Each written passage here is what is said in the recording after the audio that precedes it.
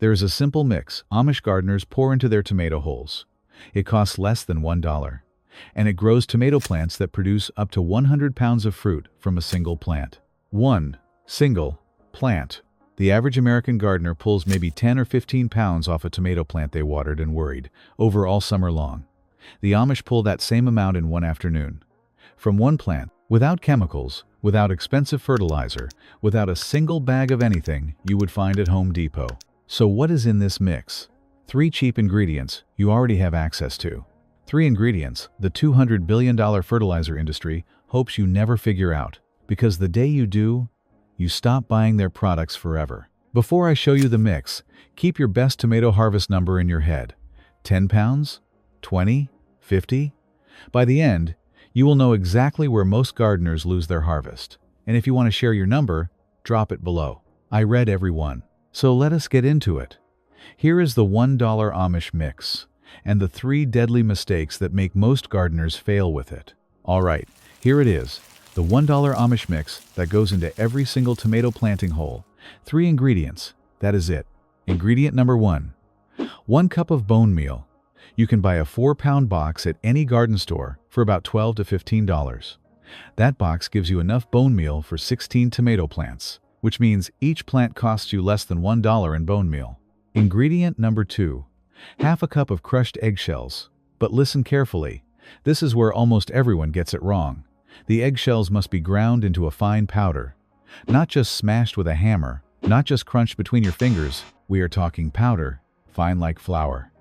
If your eggshells still look like little chips, they will sit in the soil for years and do absolutely nothing for your tomato plant this season. Ingredient number 3. 1 to 2 tablespoons of agricultural lime.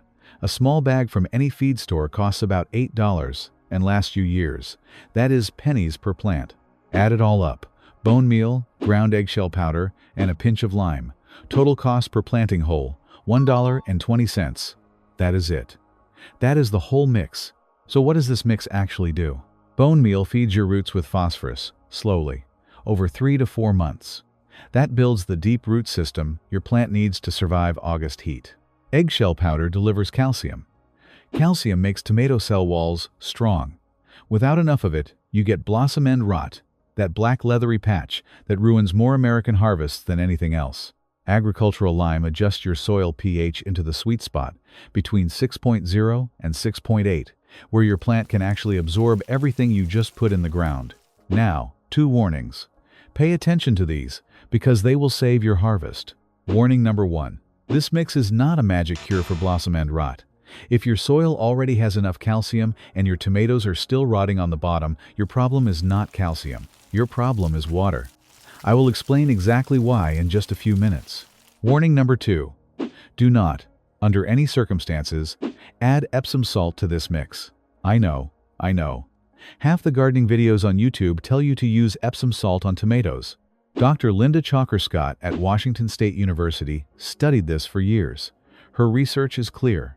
The magnesium in Epsom salt actually blocks your plant from absorbing calcium, so you are paying money to make blossom end rot worse, not better. If your grandma swears by Epsom salt, let her know.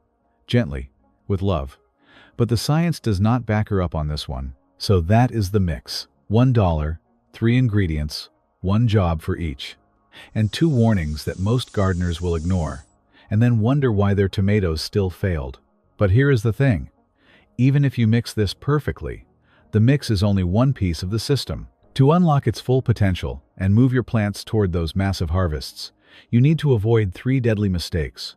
And almost every gardener I have ever talked to is making at least 2 of them. Let me show you what they are. Now, before we get into the 3 mistakes, I want you to ask yourself an honest question. If this $1 mix actually works, and the Amish have been using it for over 100 years, why have you never seen it advertised? Why is it not on the front shelf at Home Depot? Why does no garden center recommend it? Here is the answer, and it is not a conspiracy. It is just simple economics. The global fertilizer industry is worth over $200 billion a year. Companies like Bayer, Yara, and Nutrien make their money selling you bags of NPK fertilizer for $20, $30 a pop. And you have to buy those bags again next season, and the season after that. Year after year, forever. But bone meal costs $12 for 16 plants. Eggshells are free, straight from your breakfast. Lime costs pennies per plant. Nobody builds a billion-dollar industry selling you eggshells from your own trash can. No marketing budget, no TV commercial, so you never hear about it. Not because there is some secret meeting in a boardroom. It is simpler than that. Nobody makes money selling you what is already in your kitchen. That is the only reason this mix is not on the shelf at Home Depot. Not because it does not work, because nobody makes money when it does. Now, here is something even more important. There was a man in Crane Hill, Alabama. His name was Charles Wilber. He held the Guinness World Record for tomato production. From just 4 tomato plants, he harvested 1,368 pounds of fruit. That averages out to 342 pounds per single plant. 342 pounds. From one plant. Verified. Guinness record. Real. Now, I am not promising you 300 pounds. That is what is biologically possible at the absolute extreme, with perfect conditions and obsessive care. For your backyard garden, the real goal is simpler. Stop losing tomatoes to rot. Stop watching them crack open after a rainstorm. Build plants that keep producing right up to the first frost. To get there, you do not need a Guinness record. You just need the $1 mix, plus 3 things the Amish have been doing for centuries that almost nobody else gets right. Mistake number 1 is the most dangerous, because it is invisible. You will not see what went wrong until the end of the season, when it is too late to fix. Let me show you what it is. Mistake number 1. Shallow roots. Every spring, millions of gardeners do the same thing. Dig a small hole, drop the seedling in, pat the soil down. Done.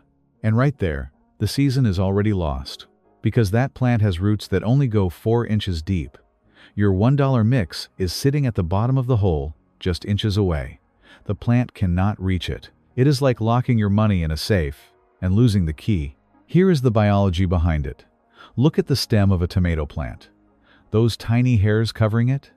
Those are sleeping roots. Bury the stem underground, and within 3 to 5 days, those roots wake up. Within 2 weeks, you have a root system as wide as a welcome mat, spreading through the soil in every direction. That root system is what reaches the $1 mix. That is what builds a 100-pound plant. So forget digging a hole. Dig a trench, 18 to 24 inches long, 6 to 8 inches deep. Pour your $1 mix at the bottom. Cover it with 2 inches of plain soil so the roots will not get burned. Then lay your tomato plant on its side, not straight up, on its side. The stem goes flat along the bottom. Only the top, with the last 2 or 3 sets of leaves, comes out of the ground, bent gently upward. Cover with soil. Water deeply.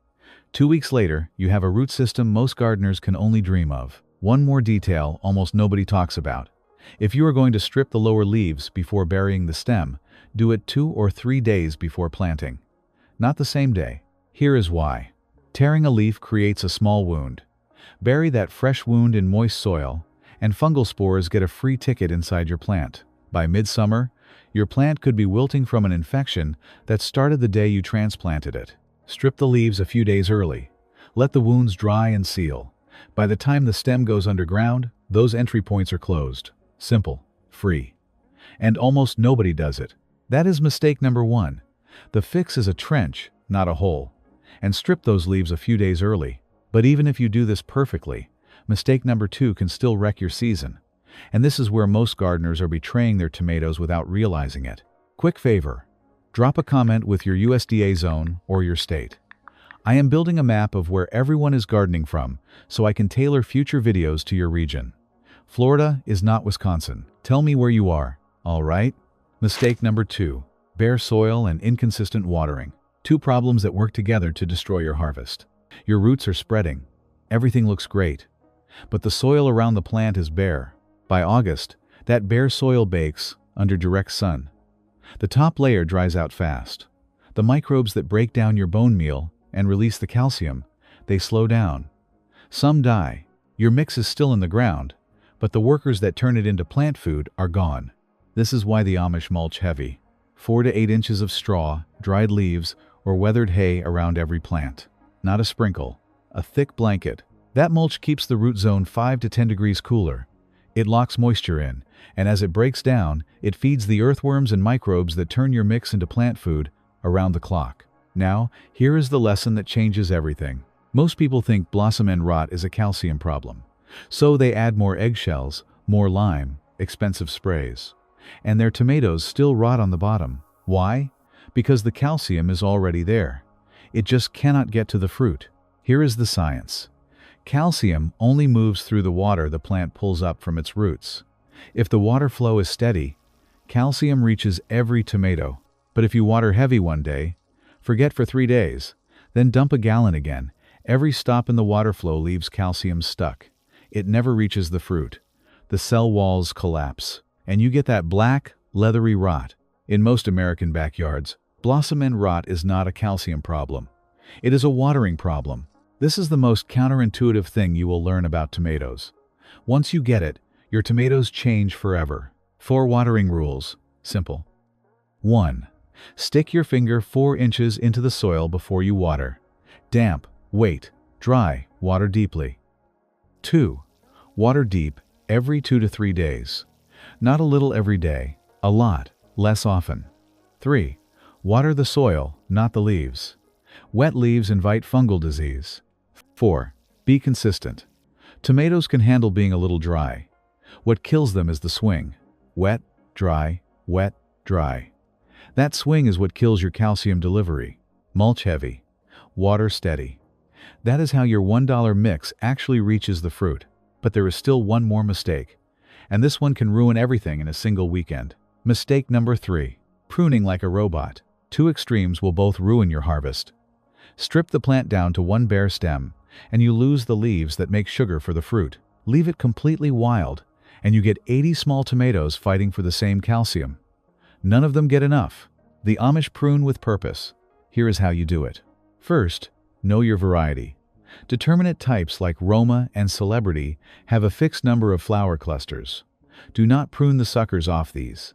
You will cut away your own harvest. Just remove the lowest leaves below the first flower cluster and leave the rest alone. Indeterminate types like Brandywine, Cherokee Purple, and Better Boy keep growing all season. For these, keep 2 to 4 main stems if you have a small stake. 4 to 6 main stems if you have a large cage. That is your number. Anything more, and you are back to the 80 small tomato problem. Then, 3 rules that apply no matter what variety you are growing. 1. Remove any leaf touching the ground. Soil splashes carry fungal spores onto low leaves. Keep the bottom clean. 2. The moment you see a yellow or diseased leaf, cut it off, anywhere on the plant. Do not wait. 3. Remove weak suckers growing inward into the center. They block airflow. Trapped humidity invites fungus.